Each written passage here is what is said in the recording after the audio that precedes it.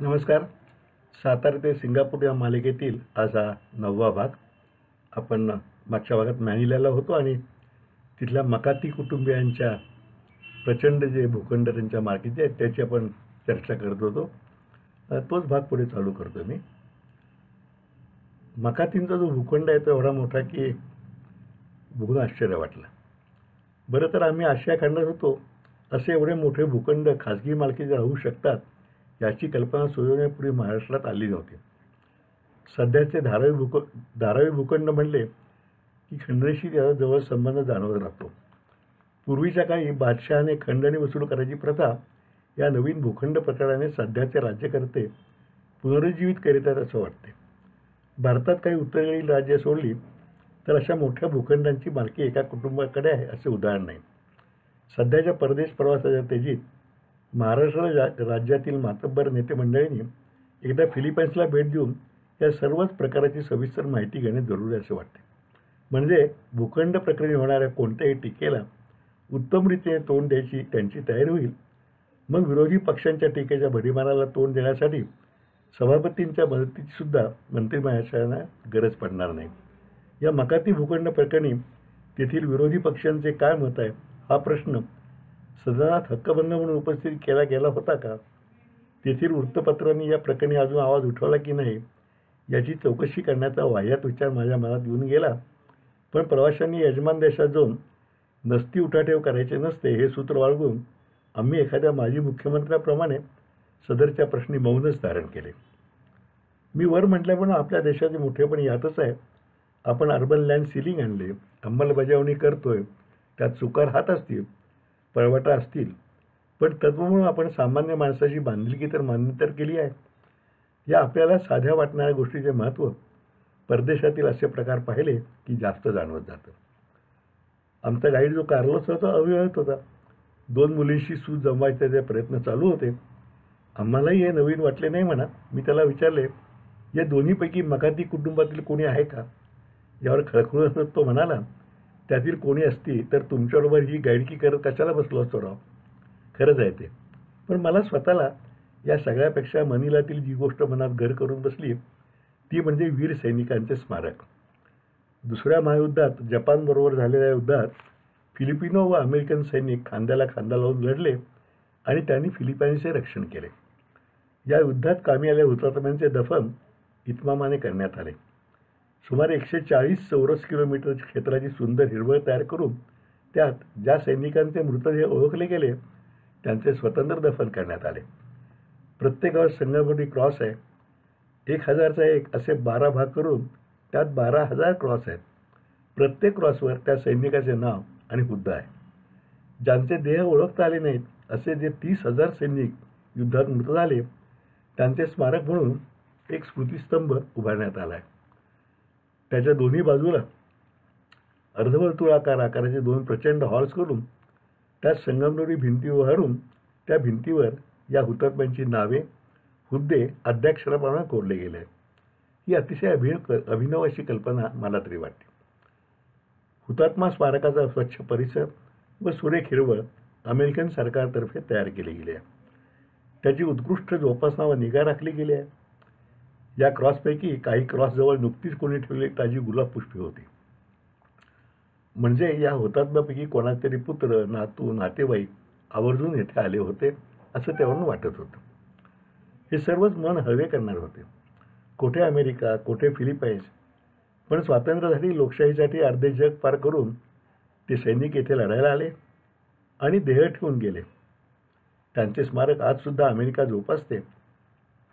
कोणाच्या खांद्यावर कोणाचे ओझे, पण ओझे मोर घातले रडापैकी नाही तर कर्तव्य म्हणून घेतलेले असे कर्तव्य पार पाडणारे ते सैनिक, ते वीर सैनिकही धन्य होत आणि त्यांचे स्मारक करणारे, सार्थक राखणारे ते राष्ट्र अमेरिकासुद्धा धन्य होय. हे पाहिले आणि मी एखाद्या फिलिपिनोप्रमाणे कार्लोसला फिलिपिन्सच्या भाषेत धन्यवाद म्हणजे सलामत बो असे म्हणून त्याचे आभार मानले. फिलिपिन्समधला आपला मुक्काम संपत आलाय. तो संपवण्यापूर्वी तिथे एक जी आम्हाला मुलगी भेटली तिचं एक व्यक्तिचित्र मी रेखाटले तेही वाचून दाखवतो मी. कारण कसं आहे की मला प्रत्येक ठिकाणी माणसं न्याहाळण्याचा छंद आहे आणि माणसं भेटावी, त्यांच्या गप्पा माराव्यात, जाणून घ्यावं असं एक नेहमी वाटत राहिलेलं आहे. त्यामुळे प्रत्येक ठिकाणचे एक एक व्यक्तीचं मी व्यक्तिचित्र ह्या संग्रहात रेखाटलं आहे. त्यात मॅनिलाच्या मार्गारेत या एका मुलीचं व्यक्तिचित्र आहे. मनिलाची मार्गारेत. आता तुम्हाला वाटेल की बरं, या गृहस्थाला सगळीकडे तरुणीच भेटतात, तर तसा प्रकार नाही. या मार्गारेतचे वय होतं 70चं.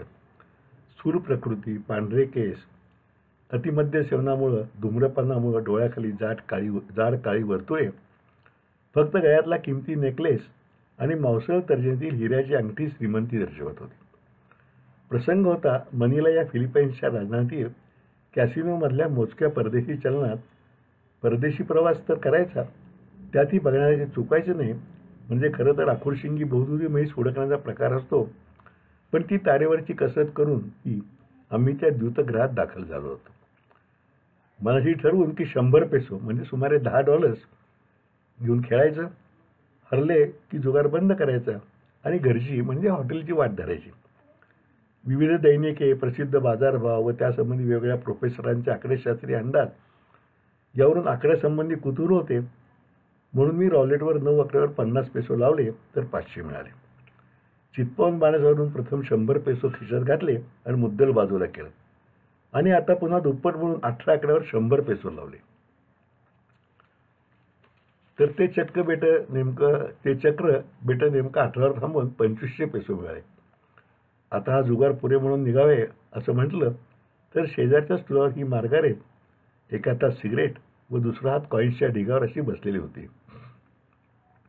You seem to be lucky tonight असं तिने म्हटल्यावर मी छे कसलं, आम्ही कसले या चालीवर इट सीम सो असं म्हटलं. Will you please play once on my behalf असं मार्गारेटने विचारलं. आता मी यावर गप्प बसावं का नाही, पण म्हणताना ते जुगारी वातावरणसुद्धा तुम्हाला हळूहळू दारूसारखं चढत जातं. त्यामुळे मी येस ऑफकोर्स असे म्हणालो. रोलेटचे चक्र फिरतच होते, फक्त तिने कॉईन्स मी कोणत्या तरी आकड्यावर लावायची एवढंच मला करायचं होतं. लहानपणचे पाढे मला अजून आठवतात. 17, 19, 26, 29 वगैरे ते पाढे शत्रुपक्षाचे असायचे. ते केव्हाही आठवणे अवघड, पण 9चा म्हणजे इजाबिजा त्यामुळे 27वरती सगळी नाणी ठेवली आणि ठेवल्यावर बघितलं तर ते चक्क 1000 पेसो होते.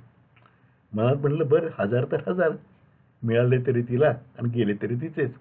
आपला हातगुण इतका चांगला असता तर कशाला एवढी धावपळ आयुष्यभर करत बसलो असतो. होता घंटा वाजली, चक्र फिरायचे थांबले आणि हळूहळू ते खरंच 27वर फिरावलं. आता आश्चर्यचकित व्हायची माझी पाळी होती. मार्गारेटच्या तर सिगरेट हातातून सुटून खाली पडली होती. 25,000 पेसो म्हणजे जवळजवळ जॅकपॉट लागल्यासारखेच. क्षणभर रोलेटच्या टेबलावर सन्नाटा पसरला आणि पुढच्या क्षणी ओ गॉड अशी मार्गारेटची आरोळी आली. थोड्याशा कापऱ्या, भाऊक आणि आनंदी स्वरात मी आपला चंदनासी परिमळ आम्हा काय त्याचे असे पद आठवत आणि स्वतःचे 500 पेसो आत्ताच लावले असते तर बिघडले असते का असा विचार करून सुलावून उठलो तर पाठीवर मार्गारेटचा हात. Young man, your luck has earned it, half of it is yours असं मार्गारेटचं मला वाक्य आलं. आता वास्तविक कोणत्याही द्यूतग्राहक शास्त्राप्रमाणे माझा त्यात काही हक्क नव्हता. क्षणभर मनात आले, म्हातारी म्हणती ना, घ्या की निम्मे. निम्मे म्हणजे जवळ 10,000 रुपये होतात. सिंगापूरला जाऊन कलर TV घेता येईल असं मलाही मनात क्षणभर आलं. पण आपण संस्कार म्हणतो ना, ते मनाच्या आत कुठेतरी असतातच आणि अशा क्षणी ते उसळून वर येतात. म्हणून granny, it is your money all the way, I won't take a dime असे उत्तर माया तोंडून गेले. मग तिथे प्रेमाने निम्मे तर थोडे तरी घेतलेच पाहिजे असं प्रेमाचा आग्रह करायचा आणि मी त्यातील कपर्धी की मला नको असं म्हणायचे. हे थोडा वेळ चालले. शेवटी मी तिला सांगितले, all right, I will take whatever I feel like taking. म्हणजे मला जेवढे वाटतील तेवढे मी यातले घेईन, चालेल का? हा तोडगा तिला पटला. ती म्हणाली, you may take the whole lot, I will not mind. मग मी त्यातून 100 पेसो उचलले आणि आपल्यालाच परत नको म्हणून चटकन थँक्स म्हणून तिथून बाहेर पडलो. आता इतर वेळा मी असाच वागीन का? काही सांगता येत नाही. अशी माणसे आपल्याला भारतात भेटतील का? हो, नक्की भेटतील. पृथ्वीच्या पाठीवर कोठेही गेलो तरी माणसंच असतात. कधी ती आपल्याशी चांगली वागतात, कधी वाईट. पण या चांगल्या वाईटामुळे तर आयुष्याला चव आहे ना. कोण, केव्हा, कसे, का वागते हे कळत नाही. मला प्राध्यापक वसंत कानेटकरांच्या मला काही सांगायचे या नाटकातलं एक वाक्य नेहमी आठवतं. त्यांनी लिहिलं तर त्यात डॉक्टर काशीनाथ घाणेकर काम करायचे आणि मशीनची दुरुस्ती वगैरे तो हिरो तो राहुल करायचा, असं त्यांचा तो रोल होता. त्यांच्या तोंडी एक वाक्य होतं, मशीनप्रमाणे माणसाचे मन जर खोलून पाहता आले तर किती बरे होईल बरे. माझ्या मनात तेच वाक्य आठवत राहिलं आणि मी आणि बायको तिथनं बाहेर पडलो. मनात मार्गारेटच्या सगळ्या कौतुकाचं आणि तिच्या औदार्याचे मनात कौतुक करा. त्याबरोबरच आमचा फिलिपाईन्समधला मुक्काम संपला. आता आम्हाला जायचं होतं सिंगापूरला. सिंगापूर आपण भाग सुरू करूया पुढचा. फिलिपाईन्सचे चलन पेसो हे आहे, पैशाशी जवळीक साधणारे. चलनाचं नावच पेसो, म्हणजे आपण पैसा फेको तमाशा फेको म्हणतो पेसो. कॅसिनोत मिळवलेले पैसे आमच्या खिशात कुळकुळत होते. त्यात कार्लोसने इशारा दिला की देश सोडताना तुम्हाला डॉलर बदलून पेसो घेतले याचा पुरावा द्यावा लागेल व मगच विमानतळावर चलन बदलून मिळेल. माझ्याकडे कॅसिनोच्या मेहरबानीचा खुलासा होता, पण म्हणे त्याला पुरावा दिला पाहिजे. आता हा पुरावा कुठून आणणार म्हणून आम्ही पेसो फेको हे धोरण अंमलात आणायचे ठरवले आणि मग टेबल स्प्रेड, शिंपल्याच्या वस्तू वगैरे मोकळ्या अंगाने खिसा मोकळी करणारी खरेदी केली. मला मात्र पुरावा हवाच यावरून आमच्या इन्कम टॅक्समध्ये एक विनोद आठवला. एकदा एक उद्योगपती दुसऱ्या उद्योगपतीला सांगत होते, माझ्या स्वप्नात काल कुबेर आला. त्याने प्रसन्न होऊन सांगितले, तुझ्या उशीखाली मी परीस ठेवलेला आहे, पण हे कलियुग आहे म्हणून तू सकाळी उठून ज्या पहिल्या लोखंडी वस्तूला हा परीस लावशील तेवढी एकच वस्तू सोन्याची होईल. सकाळी उठून बघतो तर खरोखरच उशाखाली परीस होता. मी विचार केला, मोठ्यात मोठी लोखंडी वस्तू कुठली, कारण एकच वस्तू सोन्याची होणार होती. म्हणून मी पलंगालाच परीस लावला आणि खरोखरच पलंग सोन्यात झाला. ऐकणाऱ्या मित्रांनी त्या उद्योगपतीचा मित्र ऐकत होता. तो खुश होऊन विचारलं, अरे हे चांगलंच झालं की मग तुझा चेहरा किंद का.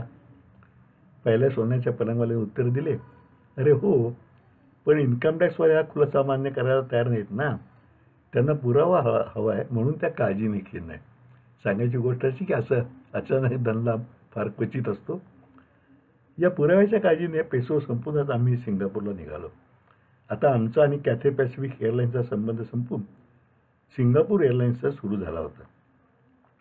माझे मागचे लेख वाचून एका मित्राने विचारले, तुझा एअर इंडियावर काही राग वगैरे आहे का.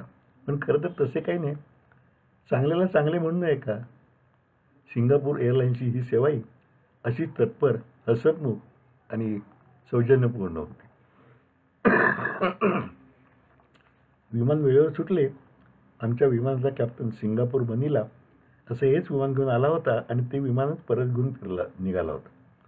मला वाटले त्याला विचारावे, एस टी ड्रायव्हरसारखी तुझी स्टेअरिंग ड्युटी 8 तासाचीच का आणि हे विमान सिंगापूरला मुक्कामाचं आहे का. सिंगापूर येण्यापूर्वी प्रवाशांची चर्चा आली होती की आता तेथे हवा कशी असेल, कारण सिंगापूर जवळजवळ विषुववृत्तावर आहे. तिथे पाऊस हा स्थायी भाव आहे.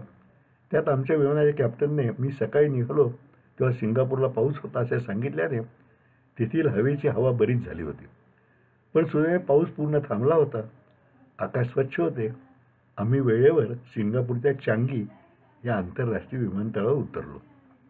आज इथे थांबूया. उद्या पुढच्या भागात प्रवासाचा पुढचा भाग.